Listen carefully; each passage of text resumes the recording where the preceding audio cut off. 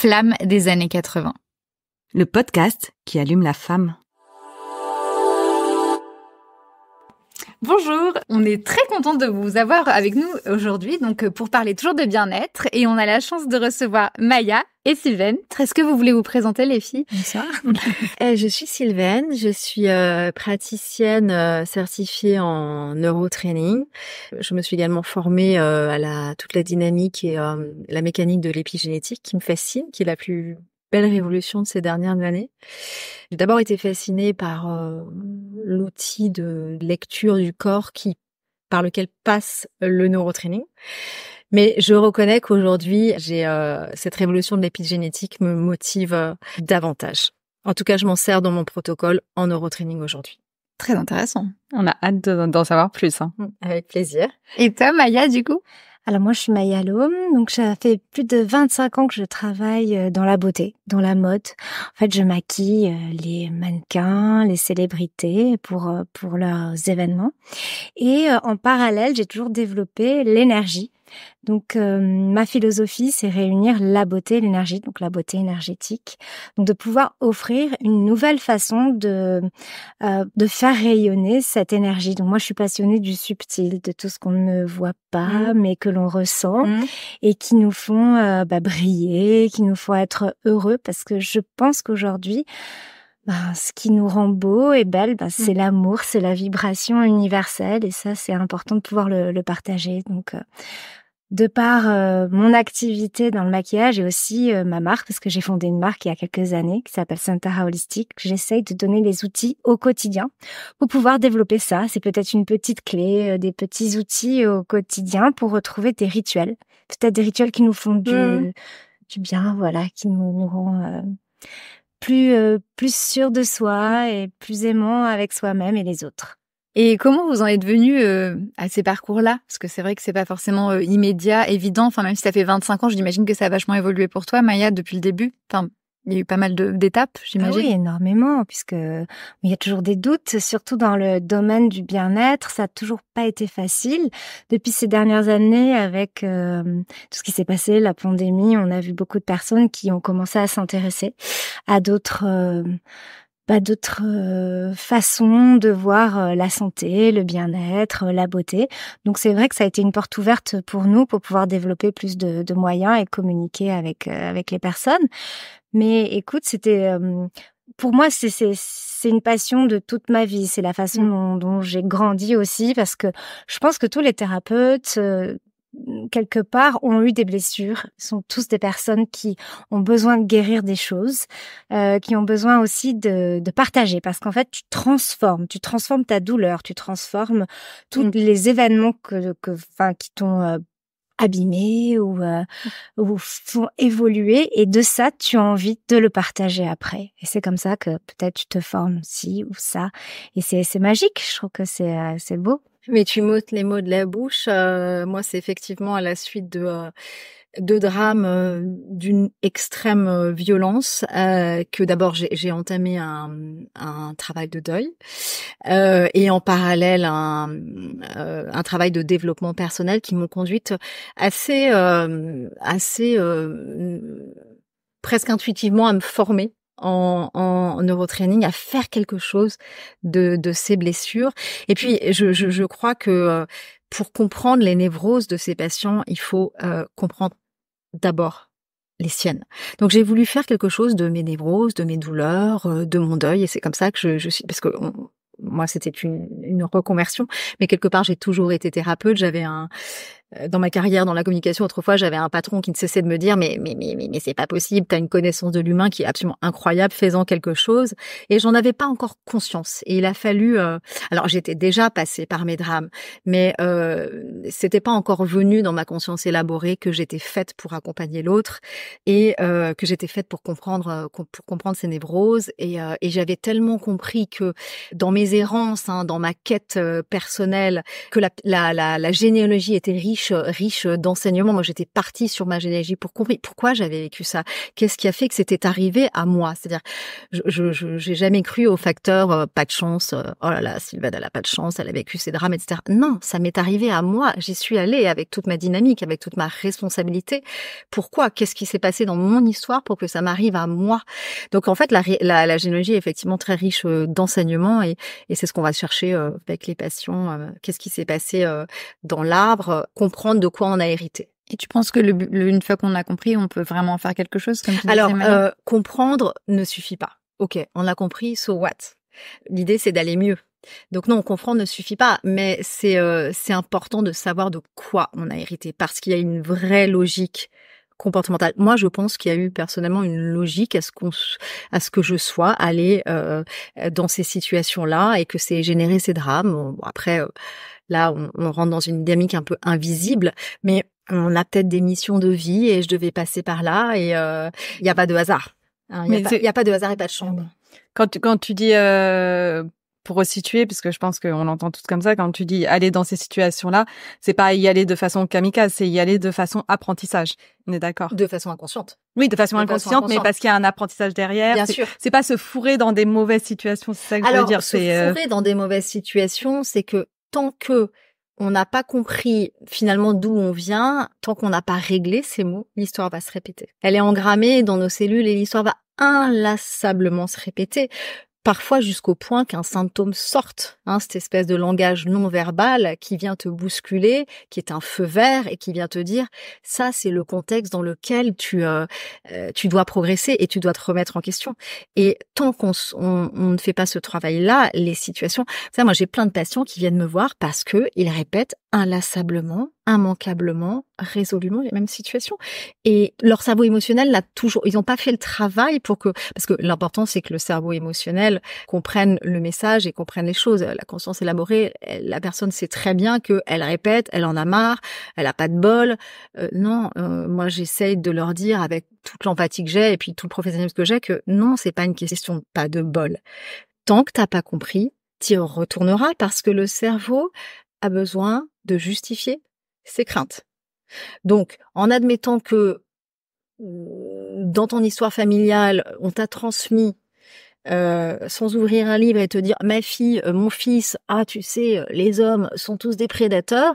Non, on peut transmettre des choses dans l'invisible, dans l'implicite, mais tant que cette croyance n'est pas éradiquée, je donne cet exemple-là qui est hyper parlant parce que j'ai quand même beaucoup de femmes qui viennent me voir parce qu'elles n'arrivent pas à rencontrer quelqu'un, elles aimeraient rencontrer quelqu'un, et mais finalement peut-être que de rencontrer personne les préserve du stress incommensurable de tomber sur le fameux prédateur parce qu'il a été transmis de génération en génération dans l'invisible que l'homme est un prédateur, un cassos, tout ce que tu veux. Donc elle va inlassablement honnêtement, le cerveau, lui, il cherche des solutions winner de survie. Si le stress c'est de tomber sur un homme prédateur, soit j'attire à moi ce qui permet de justifier mes craintes, donc je vais tomber sur le fameux prédateur pour prouver à mon cerveau que j'avais bien raison, blablabla, soit au contraire, alors là, solution, mais alors c'est le podium, je vais rester seule. Parce que finalement, en étant seule, je suis certaine, absolument certaine de pas tomber sur un prédateur. C'est comme ça que ça te passe. C'est presque mathématique en fait. Moi, j'aime bien dire que c'est des mathématiques en fonction de ce qui a été vécu, en fonction de ce qui a été transmis. Il y a une logique de carence, il y a une logique comportementale et qui empêche la personne d'atteindre ses objectifs. Et par exemple, si on vient de voir pour cette problématique-là, tu penses qu'en combien de séances tu peux résoudre ce problème? Bon, je suis pas une faiseuse de miracles, je suis pas une magicienne. Il y a pas d'obligation de résultat. C'est des professions, c'est des métiers dans lesquels il y a pas d'obligation de résultat parce que d'abord la guérison entre guillemets, elle appartient au patient. C'est un travail d'équipe. Mais la guérison, elle appartient aux patients. Il y a des patients qui ont des résistances, il y a des personnes qui pourtant viennent avec leur conscience élaborée, voilà, je veux m'en sortir, mais en fait, au fond d'eux, ils ne veulent pas s'en sortir. Bon, ça, c'est un autre sujet. Donc oui, en combien de séances? C'est des disciplines qui sont très brèves. Franchement, en 3 ou 5 séances, enfin moi j'ai des protocoles de 3 ou 5 séances, on peut lever des peurs. On peut pas faire de miracle, mais on peut lever des peurs. La peur du prédateur, la peur des araignées, la peur des avions, la peur de s'engager, la peur enfin toutes ces peurs diverses et variées qui sont totalement construites. Oui, on peut les lever. C'était intéressant d'avoir un ordre d'idée. Après, on le dit souvent dans le podcast pour nos auditeurs, c'était un peu une blague, entre guillemets, parce qu'on sait que ça prend du temps et que toute thérapie et tout travail il n'y a pas de baguette magique et c'est important de le repréciser. Il n'y a pas de baguette magique, mais aujourd'hui, toutes ces disciplines qui participent d'un phénomène de mode malgré tout sont des disciplines brèves. Ces disciplines holistiques sont des disciplines brèves très souvent. Donc, tu ne pars pas pour 10 ans sur un divan. Et d'ailleurs, ça n'a rien à voir avec cette forme-là de thérapie, mais on ne part pas pour 10 ans. Non, puis souvent, elles peuvent être complémentaires. Complètement. Moi, j'ai beaucoup de patients qui font des psychanalyses en parallèle ou des psychothérapies, ouais, bien sûr. Qui peuvent aller voir Maya pour des moments de détente. Aussi. Exactement. Mais que j'encourage. C'est très juste. Moi, je trouve aussi que ce sont des thérapies ou des moments de détente qui doivent rester assez brefs parce que tu donnes une clé et après ton patient, la personne qui vient te voir, elle va trouver la solution. En général, l'ennemi numéro 1, c'est toujours soi-même. Exactement. Et de répéter des choses, tu vas conforter la personne qui vient te voir dans son problème. Et en fait, finalement, de faire durer toutes ces séances, parfois, ça peut faire l'effet contraire. Et je pense que donner les clés, pousser la personne à aller vers ce qui est bon pour elle, ce qui lui fait du bien, ça c'est ça va faire tout le travail. C'est la personne qui va pas s'auto-guérir, mais venir comprendre les mécanismes qu'elle a enclenchés et ce qu'elle a besoin de travailler. Et puis de toute façon, je pense que des fois il y a aussi quelque chose comme un timing, c'est-à-dire que même si des fois on peut pas brûler les étapes et que si on veut régler ce problème à un moment T, c'est peut-être pas ce moment-là et ça sera peut-être le moment d'après parce que ça a été décidé comme ça. Mais même en faisant le travail, encore une fois, c'est des portes qui s'ouvrent qui peuvent peut-être engendrer sur une autre problématique. Mais c'est ça qui est intéressant, c'est que c'est ouvert et que ça permet justement de se sentir mieux. Oui. Et qu'on peut pas forcément décider de tout non plus. Enfin, en tout cas, moi, c'est ma croyance. Je sais pas ce que vous en pensez. Je le partage avec des expertes. Je pense qu'on a très peu de libre arbitre à partir du moment où effectivement on n'est pas déconditionné de son histoire familiale. On a très très peu de libre arbitre. La conscience élaborée permet en fait très peu de choses. C'est toute la partie immergée de l'iceberg qui nous gouverne. Et ça, c'est super intéressant. Alors ça fait flipper, mais soit on a le courage d'affronter ces démons et on y va et ce qui permet de trouver la notion du choix, soit on n'y va pas et on est conditionné parce qu'on est tous viscéralement conditionnés. Et puis même en allant plus loin, moi je pense que même quand on décide d'y aller et qu'on fait le choix de vraiment être courageux et d'aller dans le travail, ça peut prendre du temps aussi. Et c'est pas quelque chose qui est immédiat, ça peut prendre du temps, ça peut prendre aussi plusieurs personnes, plusieurs techniques pour ça dépend des problèmes, mais c'est important de le préciser, je pense. T'as dit le conditionnement. Oui. Ouais. En fait, ce qui est super intéressant, c'est qu'on se conditionne tous, c'est-à-dire que familialement, on conditionne, donc on ne fait jamais les choses réellement pour soi, mais on le fait pour les autres, pour sa famille.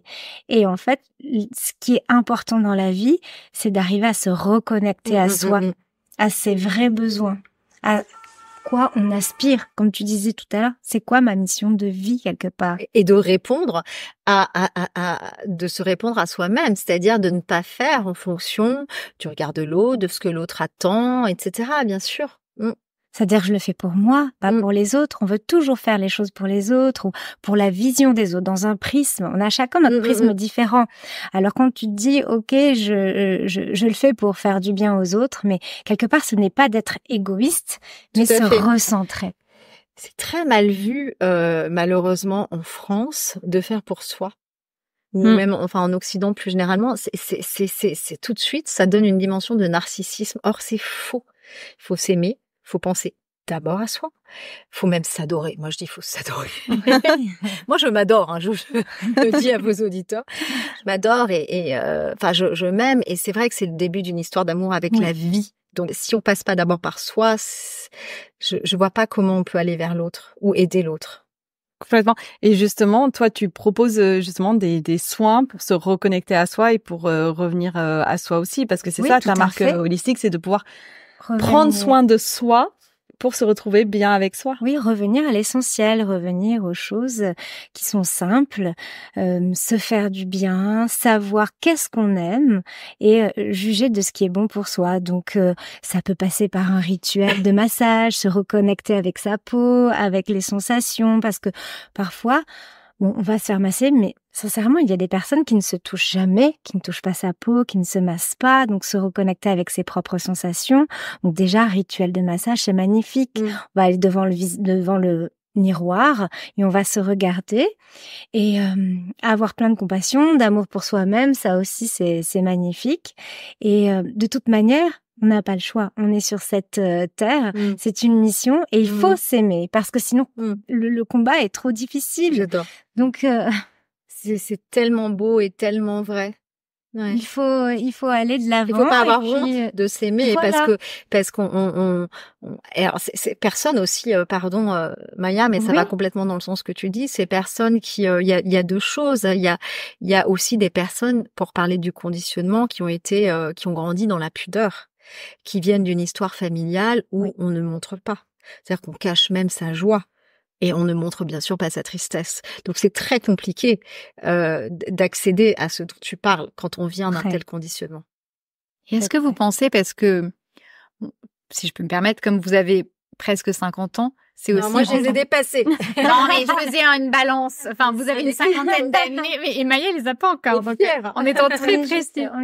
Non, mais ce que je veux dire, c'est que est-ce que c'est plus facile d'être une femme à 50 ans que ça l'était à 20, 30, 40 ? Comment ça évolue parce que j'ai l'impression que c'est des discours très sages et qu'il y a une maturité qu'on entend derrière et qui est hyper agréable à entendre. En plus, ça peut être des modèles vraiment hyper inspirants, même si on n'est pas non plus beaucoup plus jeune que vous, mais ça fait plaisir en fait. Comment vous pourrez nous dire le petit chemin? Alors, bizarrement, c'est vrai qu'il y a encore des conditionnements sur l'âge. À chaque fois, on dit « Ah, t'as un an de plus, etc. » Ça met une certaine pression.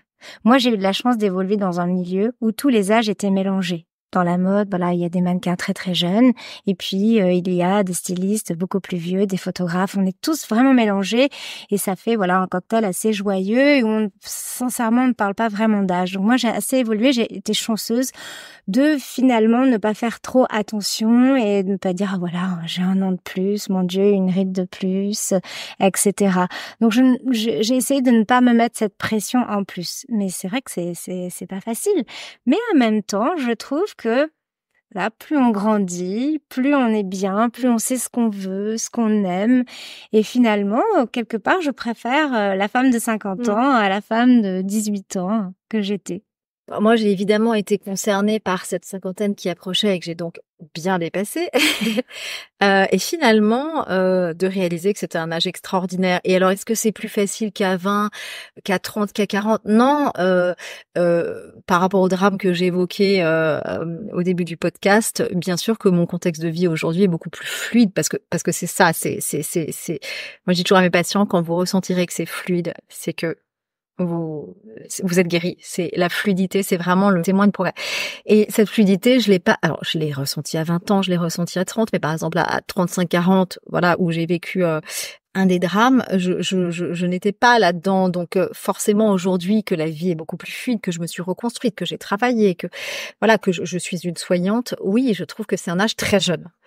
Et puis la femme de 50 ans aujourd'hui, c'est la femme, c'est les 40 ans de nos mamans. C'est un âge, vraiment, je le dis à toutes les auditrices, c'est un âge qui est kiffant, qui est extraordinaire. J'encourage tout le monde à faire une fête génial parce qu'il faut se célébrer et là aussi c'est un symptôme que je retrouve en patientèle, des gens qui ne se célèbrent pas, qui ne fêtent pas leur anniversaire, et il n'y a pas de jugement dans ce que je dis, mais on doit fêter son anniversaire, c'est notre venue au monde, on doit célébrer ça. Donc c'est ni plus facile ni plus difficile, ça se pose pas en ces termes-là. C'est évidemment, ça dépend encore des contextes. On peut se sentir très jeune à 50 et vieux à 20, etc. Mais malgré tout, aujourd'hui, on a les moyens de vieillir physiquement bien, d'être belle à 50 ans. Donc, c'est vraiment génial, cet âge-là. Oui, puis il y a une forme de sagesse qui s'est instaurée et de ressources, en fait. On sait plus où sont nos ressources, on se connaît mieux. Évidemment. Il faut quand même qu'il y ait un petit bonus, quand même, parce que bon, appelons un chat, bien sûr qu'on vieillit et mais en même temps qu'on vieillit et qu'on approche cette heure fatidique, on gagne aussi en grandeur d'esprit. Ouais. Mais moi, je trouve qu'il y a des femmes qui sont extrêmement belles à 50 ans et qui étaient peut-être plus belles à 50 ans que ce qu'elles étaient jeunes aussi. Je trouve qu'il y a quelque chose qui se dégage justement en faisant plein de travail. C'est indéniable. On va vieillir, mais on a le choix de se trouver belle et de faire en sorte de rester belle selon sa vision.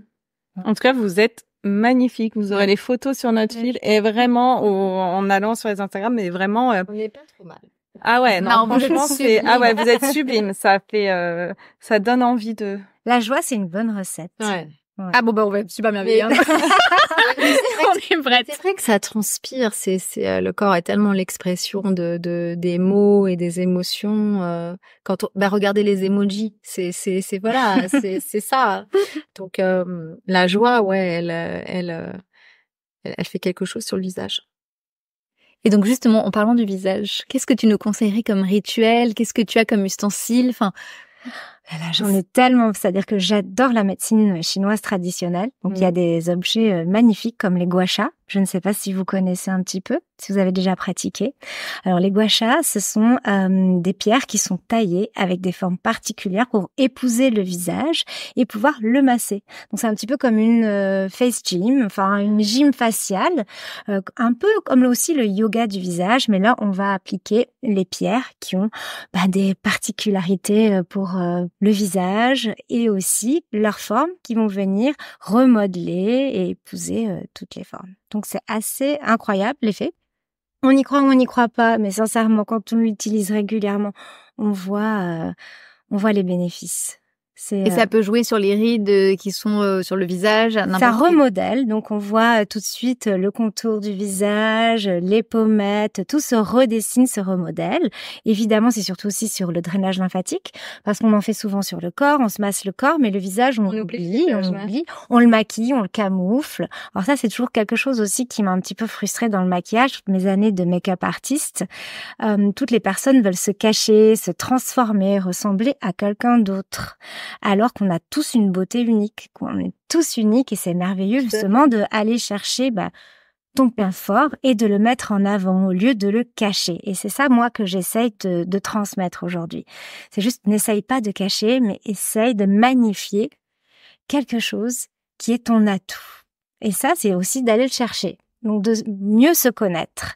Donc, voilà, on va aller voir si c'est tes yeux, ton regard, ta bouche, et puis tu viendras mettre une couleur qui va égayer et attirer l'attention sur cette chose magnifique dans ton visage. Et donc, ça, on peut venir te voir pour que tu nous expliques ce que c'est? Oui, on peut. En fait, donc toujours, toi, tu es au Bon Marché, c'est ça? Alors moi, je suis au Bon Marché. Ma marque est au Bon Marché. Je viens souvent faire des masterclass. Et je fais aussi des photos de l'aura. Oh, ça a l'air génial. Ouais. Donc en fait, je prends en photo les énergies du moment présent, parce que en général, nos énergies, elles évoluent selon le temps, selon ce que nous activons. Et donc des couleurs vont venir apparaître et ces couleurs-là, elles vont parler de ce que tu vis en ce moment. Donc il peut y avoir des rouges, des oranges, des bleus et toutes ces couleurs ont des significations bien précises. Donc en général, je fais des lectures. Et par exemple, juste un exemple par rapport aux couleurs. Je suis très attachée aux couleurs. C'est vrai. Elle est monomaniaque de la couleur. Mais non, mais ça m'intéresse. Je pense que les gens comme moi, ils ont envie de savoir les couleurs. D'accord, si tu prends toutes les couleurs de l'arc-en-ciel, si tu vas dans les rouges, dans les oranges, ce sont des énergies très terrestres, de feu, donc de la passion, du dynamisme. Dès que tu vas commencer à passer au jaune, c'est le rayonnement. Donc, je ne sais pas si vous connaissez un petit peu le principe des chakras, des énergies. Donc, c'est totalement relié à ce concept-là. Donc, rouge, c'est la racine. Donc, tu viens t'enraciner. Il y a une énergie, de assez forte. Le orange, c'est la créativité. C'est ce que tu dégages. C'est le développement personnel. Le jaune, voilà, c'est ce rayonnement que tu vas donner aux autres. Il y a aussi un côté très intellectuel où tu peux réfléchir énormément. Quand tu as une aura bleue, très bleue, tu es aussi dans la communication. Tu vas beaucoup partager. Tu as besoin aussi de parler avec de la fluidité. Le violet, eh bien, tu commences à monter dans les strates et là, tu as plus de communication. Tu es une personne très créative qui a besoin de communiquer, de recevoir des messages. Et j'ai oublié une couleur hyper importante, le turquoise, qui est aussi une couleur de moment présent où tu vas venir relâcher. C'est très beau, ça parle énormément. Toutes les couleurs parlent. Et alors, des personnes peuvent avoir des auras très mélangées, donc avec plein de couleurs. Et ça, c'est bien. Comme un rainbow. Oui, c'est magnifique. Il n'y a pas de bien ou de pas bien. Tout est beau dans les couleurs. Est-ce que tu vois l'équilibre aussi Oui, il Il y a des gens qui sont complètement coupés par le milieu, une couleur d'un côté, une couleur de l'autre. Ça, c'est parce que l'émotionnel et l'action prennent le pas. Donc, ils ont un petit peu deux opposés, mais c'est toujours équilibré aussi. Et sinon, une grande harmonie, c'est quand tu as une couleur principale qui vient comme ça t'entourer, et c'est très joli, ça parle énormément. Il y a aussi des guides qui viennent, ça, voilà. Et ça, on peut venir le faire au bon marché aussi, oui. C'est ça? Oui. Ouais, sur rendez-vous, et on a toujours des surprises, et certaines personnes sont étonnées, d'autres s'attendent à ces couleurs parce qu'ils les portent déjà. Et il y a aussi des choses très jolies, c'est-à-dire que par exemple, imagine, tu as ton aura qui est bleu. Et la personne, elle, va porter du rouge. Pourquoi? Parce que son émotion, son énergie est très paisible, c'est du bleu. Et elle a besoin de se booster, et du coup, elle porte du rouge. Et souvent, on voit des couleurs complémentaires s'additionner dans la vie. C'est très intéressant. Et le blanc, ça existe aussi? Alors, le blanc, souvent, ce sont plutôt des nuages, des zones nuageuses qui sont autour de toi et qui viennent. Et souvent, ce sont, comme j'ai dit tout à l'heure, des guides, des petits anges qui sont autour. Si tu y crois, voilà, si tu penses qu'il y a des énergies qui te protègent, eh bien, elles sont là et elles sont assez nuageuses tout autour. C'est très lumineux. Ah, génial. On a tous envie d'aller faire notre photo. Et donc ça, c'est tout ce qui t'entoure, ce qui me permet de venir à l'épigénétique. Qu'est-ce que c'est l'épigénétique? Parce que c'est vaste, mais du coup, c'est ça, en fait, c'est... Moi, j'ai une passion pour les couleurs, elle a une passion pour l'épigénétique. Ouais. Ok. Ouais. D'où sort cette passion? Parce que tout le monde n'est pas passionné. Donc, d'où ça sort, cette passion? Ah, mais je sais pas, ça me... Écoute, ça me... Ouais. Non, on m'en a parlé une fois et en fait ça résonne dans ma tête et je veux trop. C'est pas pour rien, et c'est vrai que c'est alors c'est pas moi qui le dis, mais enfin en tout cas je l'ai aussi observé. C'est bon, Joël de Renesse, c'est un scientifique qui a popularisé donc l'épigénétique en France, dont le terme a été fondé par Conrad Waddington en 1949, qui était un biologiste anglais. L'épigénétique, c'est une très belle révolution, et ça nous enseigne que nous sommes maîtres de notre destin. Et qu'on peut influencer notre génome. Attention, qu'est-ce que j'ai dit? Je ne suis pas médecin, je ne suis pas scientifique, mais j'ai beaucoup étudié dessus, je me suis formée à toute cette mécanique. Nous sommes maîtres de notre destin. L'épigénétique, c'est ce qui est au-dessus de la génétique. On a la génétique qui est... on dit que c'est l'écriture. Et puis, on a l'épigénétique au-dessus qui est la lecture. L'épigénétique... La définition exacte, c'est l'influence de l'environnement cellulaire et physiologique sur l'expression du génome. Mais le génome ne change pas, la séquence d'ADN reste inchangée. Sauf que cet ADN, il est lu. En fait, c'est la modulation, je vais essayer de le dire de manière plus accessible, et je pense que c'est entendable, c'est la modulation de l'expression du génome en fonction du comportement quotidien. C'est pour ça qu'on peut influencer notre génome. Alors, ce comportement quotidien, on va parler, Joël de Renesse parle de 5 éléments qui se combinent entre eux et qui vont donc influencer ce génome. On a le sport, la nutrition, la gestion du stress, très important, très impliqué, la gestion du plaisir et l'environnement sociétal et familial. Et puis on peut illustrer ça, tout le monde a vu la vie est un long fleuve tranquille. C'est ça, c'est qu'est-ce que mon environnement sociétal et familial va avoir comme impact sur l'expression de mon génome, sur mon potentiel inné. Eh bien, ces 5 éléments combinés en eux vont produire des molécules qui s'accrochent à des enzymes qui vont rentrer dans le noyau de la cellule et faire que le génome va pouvoir s'exprimer ou au contraire se rendre silencieux. Donc en fait, l'épigénétique, c'est plusieurs lectures d'un même ADN qui vont donner lieu à différentes interprétations en fonction des conditions dans lesquelles je lis mon livre, je lis ma génétique.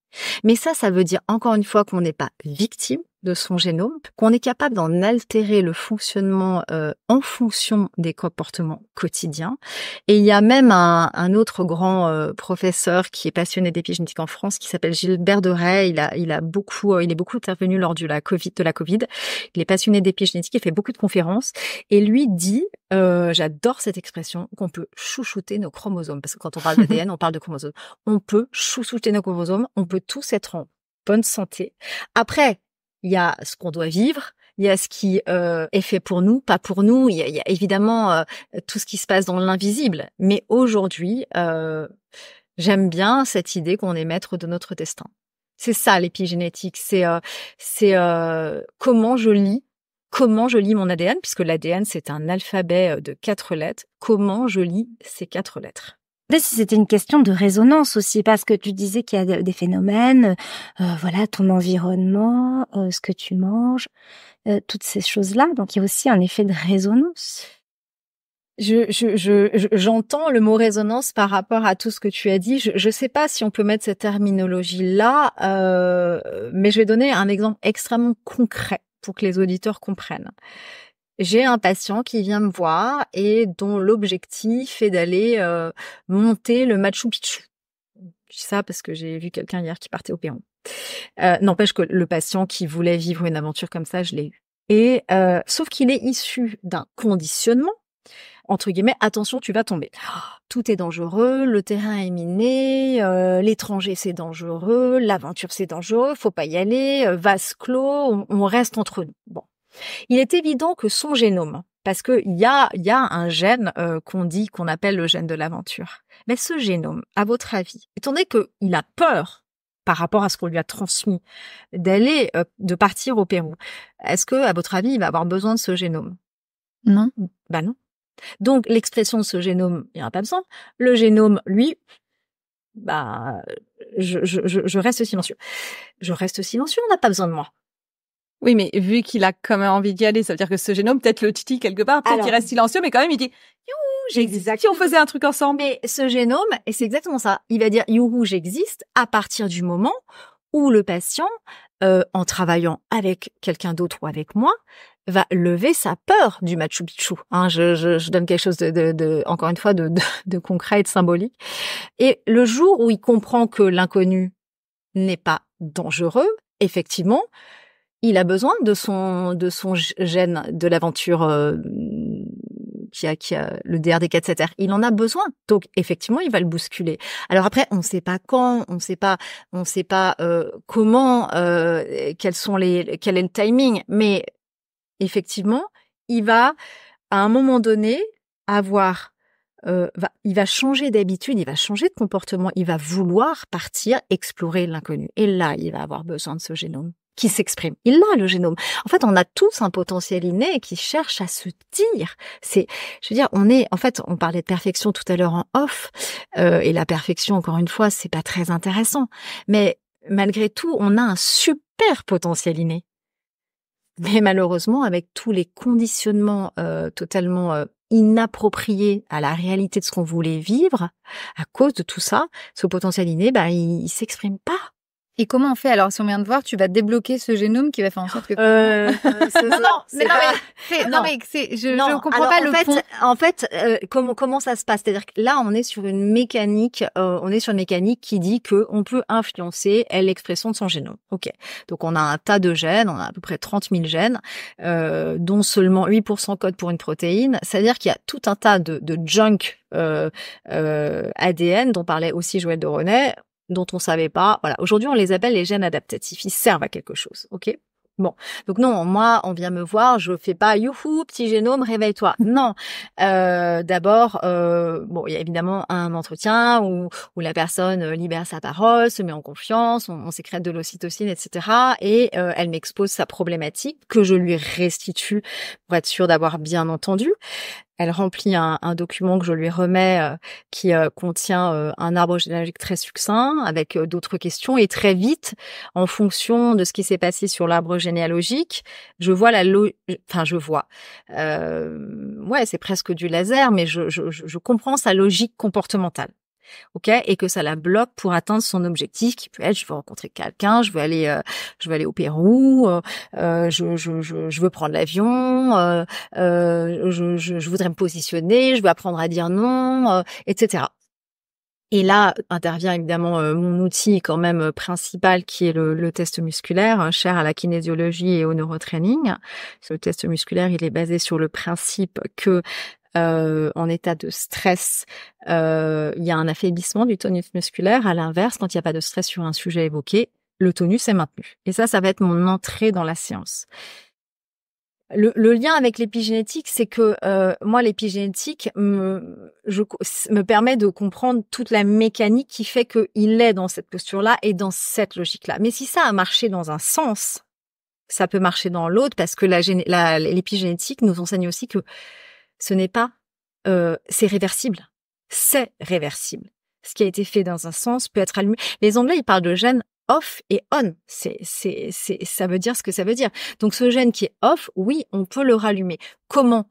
En le libérant de sa peur, qui va faire qu'à un moment donné, le gars, il va vouloir prendre l'avion. Par exemple, il vient me voir parce qu'il avait peur de l'avion. Il se libère de cette peur de l'avion qui est due à toute une histoire familiale, à tout un conditionnement, à plein d'implants. Il est libéré de cette peur. Donc, il est en train d'acquérir le comportement en changeant sa perception, parce qu'on agit évidemment sur la perception, d'acquérir le comportement entre guillemets, de prendre l'avion. Et là, il va bousculer, effectivement, un gène va pouvoir s'exprimer qui n'était pas utilisé. En fait, c'est un potentiel inné qu'il n'utilisait pas. Mais non, on n'appuie pas sur un bouton et puis un gène se réactive. Non, mais c'était super bien expliqué. Du coup, c'était important d'avoir l'explication. Je trouve que c'est vachement plus clair, entre guillemets, parce que c'est quelque chose qui, même pour nos auditeurs et tout, c'est tellement passionnant. On a envie de comprendre comment on fonctionne. C'est un peu ce qui nous passionne. Mais c'est ça. Moi, j'ai l'impression que c'est un espèce de, on a tous un immense tableau de fusibles. Ouais. Et à un moment donné, quand on arrive à faire la lumière dessus, justement, ça allume la lumière. Mais en fait, c'est pas, sauf que les fusibles, il faut le lever pour allumer la lumière. Alors que là, on allume la lumière et du coup, le fusible se dit, tiens, je peux me lever. C'est un peu ça. C'est tout à coup, ta ressource innée. C'est ça. C'est tout à coup, il y a une ressource innée qui cherchait à s'exprimer, mais à qui on donnait pas la parole. Mais elle se rend compte qu'elle peut s'exprimer. C'est vraiment ça, la mécanique de l'épigénétique. C'est vraiment ça. C'est-à-dire l'environnement de cette personne va changer, son comportement va changer, sa gestion du stress va changer, son plaisir va changer. Et ce petit génome, lui, il demande qu'à ouvrir le bec. Après, si j'ai un protocole de 3 à 5 séances, concrètement, on ne sait pas quand la ressource innée va, entre guillemets, se réallumer. Le patient, lui, très vite, il change de perception parce qu'il a des exercices à faire, souvent à la maison, etc. Et on en fait en séance. Très vite, il change de perception. Et c'est dans un deuxième temps qu'il développe son nouvel acquis. Il a appris à avoir peur de l'avion. En fait, c'est ça. On m'a appris à avoir peur de l'avion. Eh bien, je vais vous apprendre à ne plus avoir peur de l'avion. Parce que toutes les peurs avec lesquelles viennent les patients, ce sont des peurs construites. On n'arrive pas au monde, on parle d'acquis versus inné, on n'arrive pas au monde avec la peur de l'avion. Enfin, moi, je connais personne qui arrivait au monde avec la peur de l'avion. Donc, à partir du moment où c'est construit, ça peut être déconstruit. C'est très positif, tout ça. C'est encourageant. Ça, c'est une révolution assez extraordinaire. C'est vraiment un contrôle. C'est cette génétique qui isolée, la génétique isolée ne sert à rien. Puis ce que j'aime dans ton discours, c'est que c'est pas culpabilisant. Parce que des fois, je trouve que ça peut être assez culpabilisant de se dire qu'on est maître de tout. Et en fait, oui, c'est vrai, on est maître de tout. Et moi, c'est dans mes grandes croyances. Mais c'est vrai qu'à un moment donné, c'est pas forcément, ça peut être culpabilisant en se disant, ah mince, mais alors, être un peu perdu, mais par quel bout je le prends? Comment je fais? Même si on a l'envie, si ça va plus loin, si c'est plus haut, entre guillemets. Avoir un outil comme l'épigénétique, enfin après il y a beaucoup d'autres outils, mais là on parle d'épigénétique en l'occurrence. Mais c'est intéressant. Sarah, l'épigénétique n'est pas un outil, c'est vraiment faux. L'épigénétique, c'est une discipline de la biologie, mais il y a toute une mécanique. Donc en observant la mécanique qui se passe dans un sens, on se rend compte qu'on peut faire dans l'autre sens. Donc c'est pas un outil. Moi, j'ai pas d'outil épigénétique. C'est un état des lieux en fait. Oui, exactement. On vient de mettre en lumière un état des lieux pour tuer un peu les croyances limitantes. Pour révolutionner en fait la pensée humaine par rapport à nos croyances. Oui, compréhension. C'est trouver le lien. Enfin, c'est l'état des lieux. C'est voilà. Moi, je vais atteindre ça. J'ai cette croyance. On m'a transmis ça. J'ai cette croyance-là. Mais avec cette croyance-là, j'ai toutes ces ressources qui sont éteintes. Donc, je peux pas atteindre mes objectifs. C'est ça sur quoi on joue et on essaye d'agir, puisqu'encore une fois, entre guillemets, la guérison n'appartient pas au thérapeute. En tout cas, ça nous a bien éclairé sur l'épigénétique. Ouais, c'est passionnant. Nous sommes, Gilbert Deray, que je cite encore, le chef de service néphrologie à la Salpêtrière, donc passionné d'épigénétique, dit « Nous sommes ce que nos grands-parents ont mangé ». Sauf que ce qu'on a mangé, c'est indigeste parfois. Je trouve ça passionnant et surtout par rapport à une conversation qu'on avait justement hier avec Maya, où on discutait en préparant l'émission du conditionnement que on peut ressentir dans la société quand on fait beaucoup de choses, par exemple. Quand on a beaucoup d'activités qui sont diverses, comme Maya, par exemple, comme moi, comme Angelica, les gens, en l'occurrence en France, tout le monde est conditionné à vouloir faire qu'un seul métier, par exemple. Si tu t'intéresses à quelque chose d'autre, on va te dire, Maya, tu peux nous en parler, toi, c'est ton expérience que tu as, tu es riche de tellement une diversité folle en expériences, en métiers différents. Je me suis toujours vue comme pluridisciplinaire avec plusieurs passions, puisque en l'occurrence, mon métier c'est ma passion, ce qui est pas forcément le cas de tout le monde aussi. Donc parfois on voit, tu fais un métier puis tu as tes passions à côté. Et quand tu es passionné de la vie, tu fais beaucoup de choses et tu aimes les faire et tu les matérialises. Et d'avoir plusieurs métiers, parfois ça peut perturber certaines personnes. Voilà, le conditionnement est très important dans cette matière-là et savoir se détacher de ça, c'est pas simple. Donc ça peut procurer des angoisses. Moi, je sais que dans toutes les méditations que je donne, j'essaye de libérer les gens par des méthodes de sonothérapie, de visualisation, où tout est possible et on est ce que nous visualisons. Et on est possible. Tout est possible. Tout est absolument possible du moment qu'on a l'envie.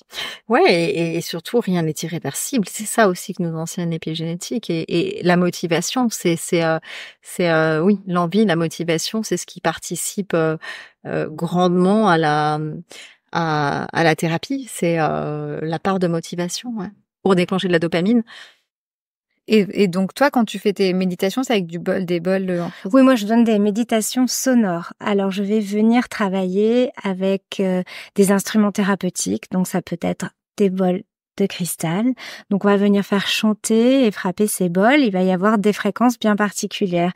Alors, on sait qu'on est fait de 70 à 80% d'eau. Donc, nous sommes des êtres vibratoires. Et lorsque nous recevons des fréquences, ça va venir impacter notre bien-être. On va venir se détendre, relâcher les émotions. Parfois, on peut sentir aussi des choses désagréables. On peut venir décristalliser des émotions ou même des douleurs articulaires, musculaires. C'est complètement normal.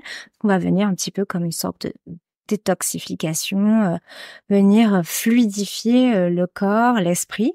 Alors ça, quelque part, c'est assez scientifique aussi, le son. Il y a des études qui ont été faites. Le son, a des bénéfices sur notre corps. Donc, ce sont des très belles thérapies. Alors, thérapie holistique, bien sûr, c'est toujours en complément de la médecine. Ouais, et en plus, c'est vrai, parce que souvent, on te déconseille aussi si t'as eu genre des grosses fractures ou si t'as encore des cicatrices un peu à vif, peut-être de faire les bains sonores, parce que il y a vraiment un truc vibratoire tout à fait, parce que tu vas venir, justement, ton corps va vibrer. Donc, si tu as un os, quelque chose qui est fêlé, qui est cassé, c'est très déconseillé. Si aussi on a des pièces en métal, toutes ces choses-là, oui, à faire attention, à prendre en compte très fortement. Ouais, donc ça veut dire qu'il y a vraiment une activité sur le corps vibrante. Oui, il y a un impact. Oui. Le son, c'est très très fort et c'est très précis. C'est un petit peu comme, c'est très chirurgical finalement. Il va venir taper là où on a besoin. Ça peut être bien de vous voir toutes les deux. On fait un petit complément. On fait une petite séance. Donc on fait une petite séance de neurotraining avec toi. Après on fait un petit bain sonore et on est au top, quoi. Carrément. Ce que dit l'épigénétique, c'est que une caractéristique, alors en plus, ce que Conrad Weighton a découvert, c'est qu'une caractéristique acquise par un facteur externe, donc l'influence de l'épigénétique sur l'expression des jumeaux, peut devenir héréditaire. C'est comme ça que se transmet la peur du prédateur, la peur de l'étranger, etc. C'est la peur que mon mari meure, la peur que mon enfant se retrouve orphelin parce que lors sur la lignée, il y a eu un petit garçon qui s'est retrouvé orphelin d'un de ses parents. Donc forcément la mère, enfin non même pas, le petit garçon va avoir un comportement de survie face à cet événement traumatique. Et jusque-là, tout est logique, sauf qu'à un moment donné, ce comportement de survie face à l'événement traumatique va entraîner des carences, des manques, etc. Et c'est lui, plus tard, quand il aura des enfants, qui risque, je dis bien qui risque, de transmettre la mémoire de son vécu en élevant ses enfants comme si lui risquait de mourir, alors que tout le monde est vivant. Et on se retrouve avec une troisième descendance qui arrive en patientèle avec une problématique que je vais peut-être vite découvrir comme en lien, en regardant l'arbre généalogique, avec la possibilité que effectivement il y a dû avoir des orphelins sur l'arbre généalogique. Pareil pour une arrière-grand-mère qui a peut-être une grand-mère. On a tous des grand-mères qui ont probablement des arrière-grand-mères qui ont subi des agressions. Comment une femme qui a subi une agression sexuelle va réagir en termes de survie face à cet événement traumatique? On revient au prédateur. Bon, comment va-t-elle élever ses enfants? Comment ces enfants vont recevoir l'information et qu'est-ce que eux-mêmes vont transmettre? Tout ça sous le poids du secret en plus, c'est-à-dire. Alors, oui ou non? Oui ou non? Oui. Mais souvent, c'est vrai qu'on nous transmet des peurs, mais on n'a pas la racine de la peur. Non. Il peut y avoir des non-dits, mais il peut y aussi, il se peut aussi que les choses soient clairement dites, ce qui évidemment libère quand même en partie la descendance. Et c'est là que vous vous retrouvez en patientèle avec quelqu'un qui vient vous voir parce que elle rencontre personne. Ce que je disais tout à l'heure. Si sa croyance, encore une fois, c'est que l'homme est dangereux, le meilleur moyen de s'en protéger, pardon, ouais, c'est ça, bon, mais ça, je l'ai déjà dit tout à l'heure. Mais c'est comme ça donc on hérite des caractères acquis.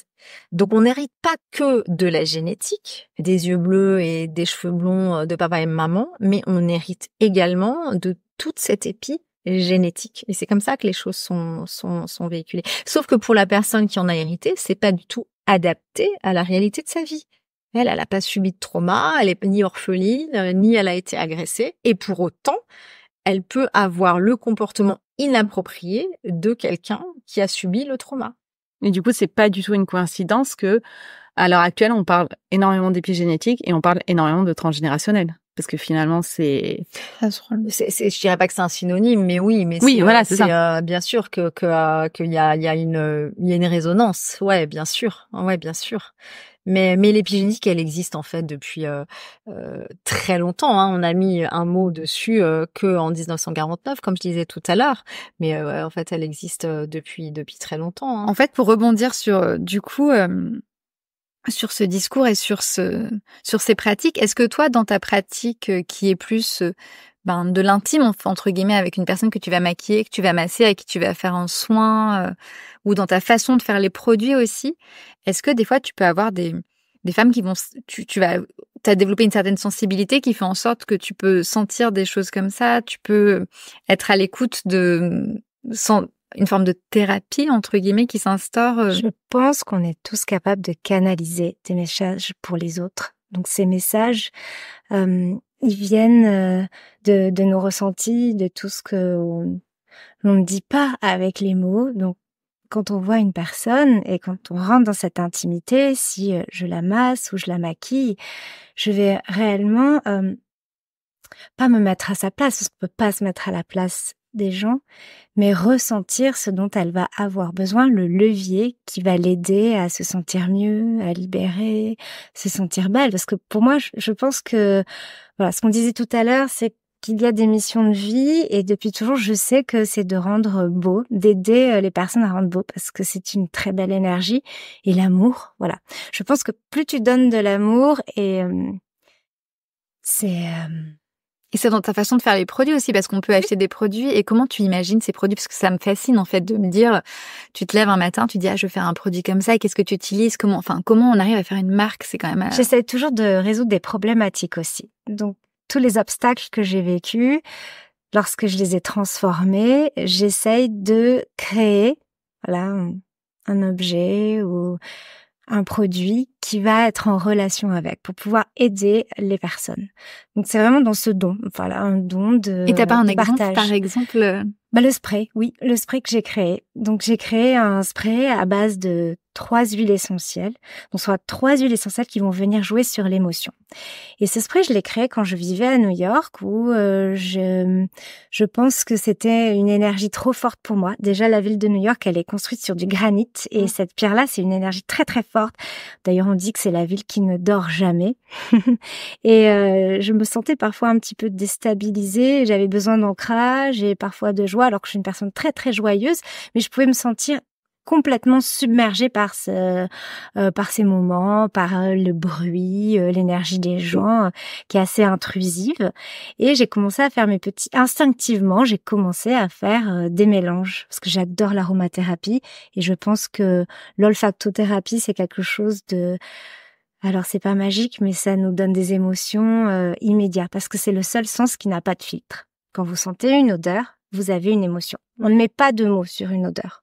On ne dit pas, tiens, ça sent la lavande, du truc, non, c'est une émotion. Par exemple, vous allez sentir une odeur, ça me rappelle le tiroir de ma grand-mère avec ses bijoux, ou quand j'ouvre ça, c'est vraiment la Madeleine. C'est jouissif, en plus. C'est jouissif. Voilà, on a tout de suite des films qui se font dans la tête. Et les odeurs ont la capacité de vous apaiser, de vous transporter dans ce film, dans cet endroit, dans ce lieu où vous vous sentez en sécurité. Donc voilà. Elles ont vraiment une mémoire, hein. Les odeurs, c'est une mémoire, quoi. Oui. Une mémoire. La mémoire active. C'est incroyable. Et en fait, de travailler avec les odeurs, ça peut vraiment nous faire du bien et nous guérir de beaucoup de choses. Voilà. Et donc, dans ce spray, il y a quoi comme huile essentielle? Alors, il y a 3 huiles essentielles. Donc, j'ai vraiment fabriqué sur une pyramide olfactive, parce que dans la parfumerie, c'est une pyramide. Donc, on a toujours des notes de fond, de tête et des notes moyennes. Donc là, j'ai pris de l'eucalyptus. Ça sent très très bon, du lemongrass et du palo santo. Donc le lemongrass est très acidulé, citronné, et en même temps c'est une racine, donc au niveau de ses effets, ça a quelque chose qui va nous ancrer, mais aussi ouvrir le plexus solaire et nous donner de la joie. Donc quand on le sent, on est en joie. Et puis, l'eucalyptus, il va agir sur l'ouverture du cœur, de la gorge et du 3e œil. Alors, quand on sent l'eucalyptus, souvent, d'ailleurs, on le sent dans des produits peut-être plus comme des médicaments, mais on a l'impression de sentir mieux, d'entendre, de voir, d'être plus clair, avoir une vision plus affûtée. En fait, il nous réaligne. Donc, cet eucalyptus va vraiment nous réouvrir lorsqu'on se sent enfermé dans une situation. Et puis, le palo santo, donc ça, c'est un bois sacré. Donc, il est utilisé par des chamans pour clarifier, pour apaiser, chasser les énergies négatives et aussi se connecter bien au divin, à ce qui nous entoure, à ce qui est plus grand que nous. Donc voilà, ce mélange de trois huiles essentielles pures va nous donner un effet de joie, d'ancrage aussi, de clarté, mais aussi de connexion. Et ça, on le met sur le visage? On le met tout autour de nous. Alors, pas sur le visage, parce que les huiles essentielles, parfois, ça dépend les allergies des personnes, il vaut mieux éviter. Mais on le pulvérise autour de soi, déjà pour se donner un coup de boost. Et puis, pour purifier l'atmosphère, on peut le mettre généreusement à l'intérieur, ou si on va venir faire une méditation, ça peut être juste pour régénérer l'atmosphère. Donc, il y a plusieurs utilisations, mais en général, c'est quand on se sent un petit peu fatigué, on a besoin d'énergie et de se purifier, de se clarifier. Génial. Et il y a d'autres produits comme ça que tu as créés qui t'as toujours envie de vous garder pendant des heures? Oui, bien sûr. Après, j'ai créé un modèle assez unique. On parlait tout à l'heure des gua sha. Et le gua sha, c'est une technique assez incroyable. Ça veut dire gratter le feu, gua sha. Donc, gratter le feu, ça veut dire enlever tout ce qui est inflammation, maladie, sortir, détoxifier. Et jusqu'à présent, les gua sha étaient assez petits et on l'utilise sur le visage. Évidemment, ils l'utilisent en médecine chinoise sur le corps. Ils frottent très fort sur des petites parties du corps. Mais moi, j'avais envie d'un gua sha assez généreux, un gua sha pour le corps, et qu'on puisse se masser, faire un drainage lymphatique, voilà, ramener de l'énergie. Moi, j'aime bien ramener toujours de l'énergie dans les choses, dans ce que je fais, et aussi pour moi, parce que voilà, on a tous tendance à être fatigués et surtout épuisés par ce qui nous entoure. Et ce gua sha corps, j'ai mis 2 ans à le dessiner. J'ai fait un prototype et je l'ai déposé. C'est une forme qui est assez unique et je suis très heureuse parce qu'aujourd'hui, ça a aidé beaucoup de femmes. Moi, je l'ai créé à un moment où j'ai eu des problèmes hormonaux. Et c'est vrai que ma silhouette avait changé. Et c'était malgré moi. J'avais beau aussi faire du sport. Ça, voilà, j'avais besoin de quelque chose qui allait m'aider à travailler ma silhouette, l'aspect de ma peau. Et je suis très heureuse parce que c'est vrai que ça m'a aidée et ça a aidé les autres aussi. Ah, génial. On vous mettra une pure création. Les photos en descriptif de l'épisode pour qu'on se rende compte à quoi ça ressemble parce que là, on le voit pas. Bien sûr.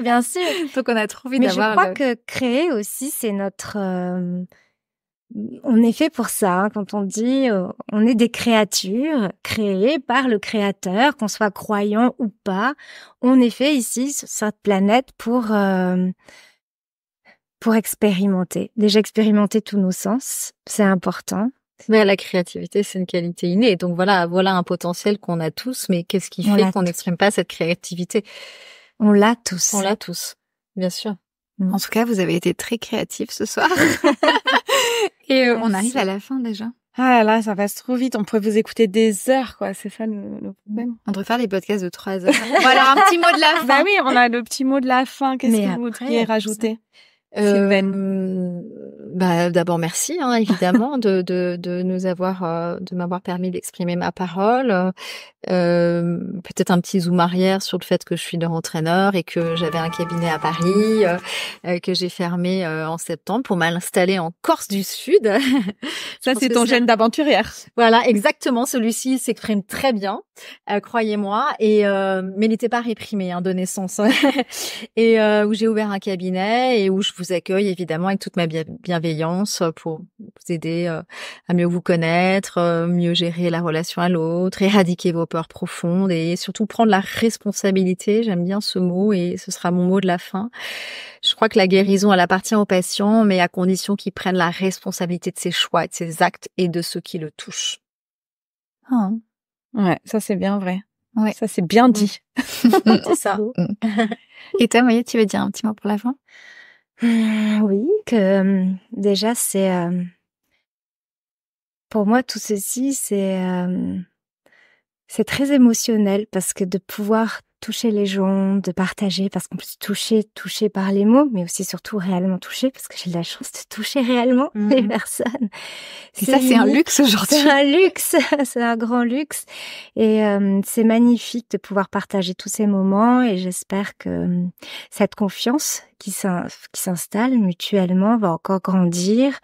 Moi, je suis très heureuse de créer et en fait, je souhaite que toutes les personnes puissent prendre conscience de leur potentiel parce que on a un potentiel immense et unique. On est tous différents et justement de cultiver cette différence. Eh ben, c'est génial. Ouais. On va aller chez Sylvaine pour prendre connaissance de notre potentiel de créativité. On va aller en Corse. Qu'elle nous élève. Oui, c'est vrai. Et après, on créera comme Maya. Donc, c'est parfait. On a créé aussi un petit chemin de vie pour vous. Et d'ailleurs, j'ai écrit un livre sur toutes ces méthodes. Ça s'appelle La beauté énergétique pour réunir tout ceci, où il y a tout un parcours un peu émotionnel où on va venir se relier à la Terre, aux énergies de la Terre, les énergies subtiles, apprendre à les connaître. Et puis se respecter, aborder son corps, soi-même comme un temple. Puis après, on va venir travailler plein d'autres choses, donc à découvrir. Ah oui, et allez regarder sur Insta, on a des petites surprises pour vous. Merci. À la semaine prochaine pour une nouvelle émission bien-être. On se sent bien déjà dans ce mois-là quand même. C'est parfait, on est très très bien. On a envie de tout tester en revanche, mais... Ouais, on va être bien, au mois d'août, on va être au tech. On va être sublime. À la semaine prochaine. flamme des années 80. Le podcast qui allume la femme.